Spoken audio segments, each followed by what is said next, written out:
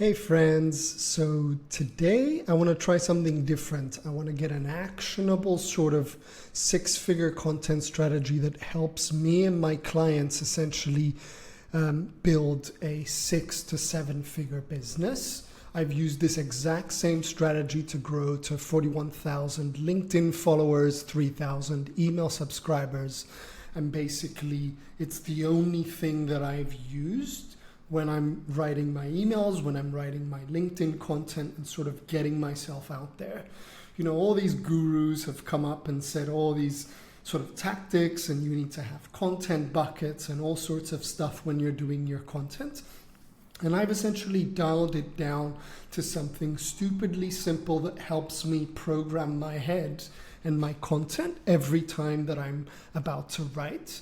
And I like to pre-schedule my LinkedIn content, but write my emails every day on the spot because I feel that I'm much more creative that way. Now, what have I done? I've basically distilled it to 4 different types of content that help me put myself out there. Now, we've heard the conventional sort of top funnel, mid funnel, and bottom funnel types of content that serve a purpose to either attract, nurture, or convert our audience. So it's somewhat similar to that, but I'm going to sort of try to break this down in as easy as possible for you to actually grasp this and put this into your own content strategy. Now, for me, over time, I found that obviously eyeballs are good and likes are good if you can convert them. But as my audience has grown, I've optimized for this strategy to be somewhat 60-40. So 60% of the time I am converting and demonstrating and nurturing my audience, and 40% of the time I am growing. Now, how do we break this up? So number 1, we have teach content. Teach content is essentially everything that's locked inside your head, all that beautiful knowledge you have that we unlock in order to teach somebody how to do something. Now, these are long, these are sort of like everything I can do to show that I'm good at this thing that I'm doing. So in my world, it's like business coaching, and mentorship.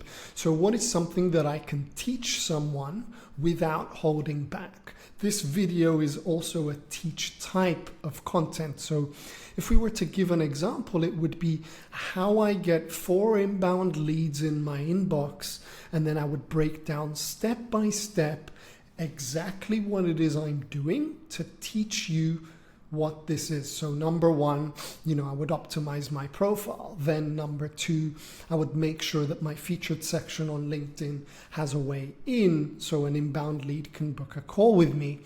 Number 2, when I write content, maybe at the end I might have a PS statement that says, if you are a solopreneur, entrepreneur, service provider, coach, consultant, DM me, and then reach out. But essentially, this teach post is teaching you how to get an inbound lead. Now, if I'm a ghostwriter, for example, I can teach you how to write powerful hooks that convert. So I hope we're getting the essence of it here. Now, teach content is done. The next one is show content. Show content is by far my favorite type of content because this is what I call collecting and not creating content. So if I want to show you something, that could be a unique mechanism, a model that I use inside my program, for example, like Modern Maker. It could also be me pulling back the curtains and showing you what it's like in my day-to-day, like a behind the scenes.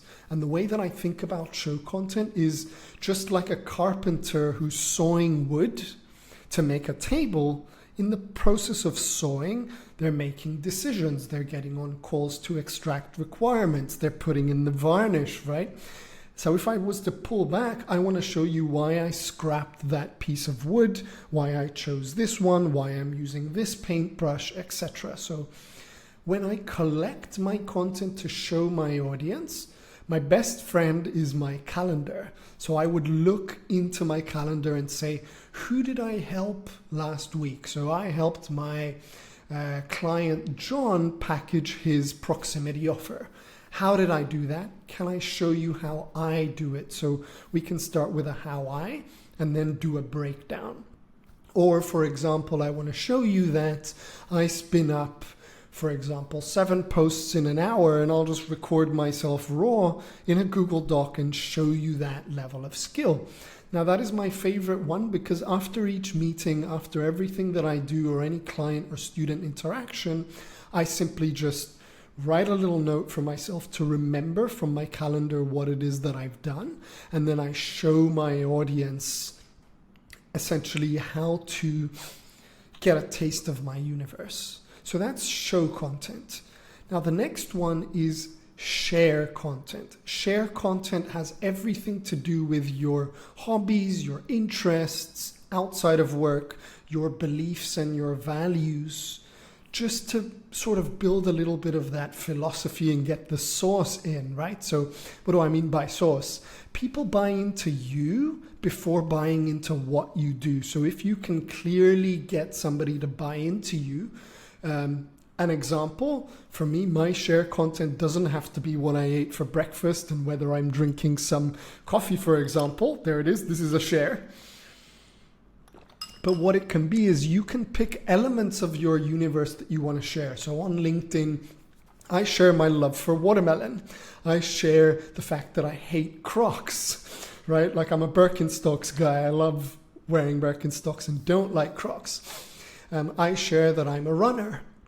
I share that I play guitar. You know, I've got them just behind me here. If I just toot over, I've got them on the wall and stuff. So I was a musician. I'm sharing the elements of my universe that I want to share. And I'm also sharing my beliefs and my values. So I believe that you don't need sales calls. You can close via Google Docs. That's a business type of share.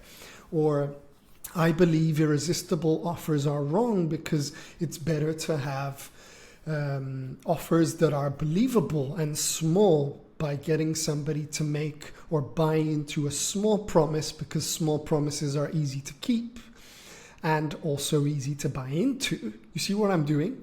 Now, for anything that is content which is unrelated to business, I always want to look at it through the lens of business, because, you know, sharing that I went to the Luna Park or went swimming is one thing, but sharing it in the context of my business as an entrepreneur who's able to have flexible hours also shares a little bit of my philosophy. So that's share content for you. And then the fourth pillar is invite content. Now, invite content is essentially any case study, any testimonial, or any social proof that I can break down to show that I'm an expert in the field that I'm in. And by doing that, I'm able to then make an invitation outside of the platform and into something else. So for example, on LinkedIn, I might make an invitation to get off of LinkedIn and subscribe to my newsletter.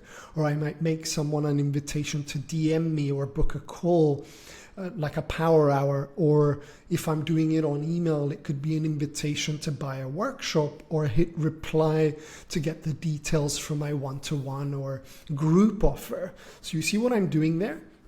Now with invite content, a lot of people get this wrong because they're like, ooh, here's a beautiful screenshot of somebody who's made money or achieved some success. And I found that that's good in a way, but it's better to show case studies with breakdowns, just like we spoke about in the show content, because by showing a breakdown, you're able to show somebody what it was like pave that plan from X to Y, right? From hell to heaven, and how you took someone on that journey.